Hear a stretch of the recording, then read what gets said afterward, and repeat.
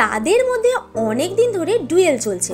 না না, সিনেমার জন্য নয়, যদিও অগ্নিশপথ এবং মিস্টার ফান্টুস প্রায় একই সময় এসেছিল, তাই দেব আর হিরণের মধ্যে একটা বক্সিং ফাইট হওয়া খুব আশ্চর্য নয়।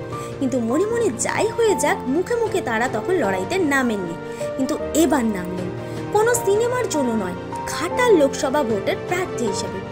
2 বার ঘাটাল থেকে বিজয়ী হয়ে তৃতীয়বারের জন্য এখান থেকে প্রতিদ্বন্দ্বিতা করছেন তৃণমূলের কংগ্রেসের দেব।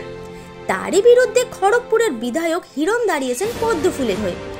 দেবের লোকসভা কেন্দ্রের অন্তর্গত কেশপুরে কোনো বিজেপি কর্মী খুন হতে পারেন এবং তার দায় চাপতে পারে তৃণমূল কংগ্রেসের ওপর, এমন আশঙ্কা দেব আগেই প্রকাশ করেছেন, এবং তা করবেন নাকি হিরণ নিজে। এত বড় আক্রমণ শুনে ফান্টুস চুপ করে থাকেন কি করে? তিনিও ধাঁ করে এক মানহানির মামলা ঠুকে দেন দেবের নামে।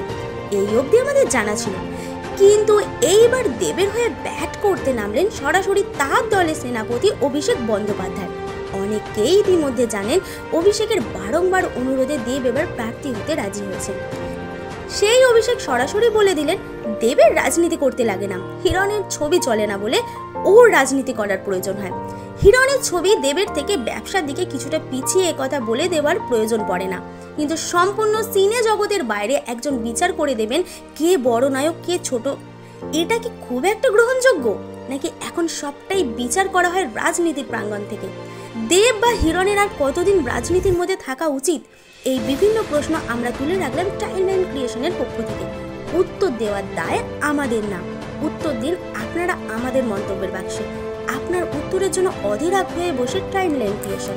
এই ধরনের আরো ভিডিও পেতে এবং এই মুহূর্তের সময়ের সঙ্গে আপডেট থাকতে এখনই সাবস্ক্রাইব করুন টাইমলাইন ক্রিয়েশন।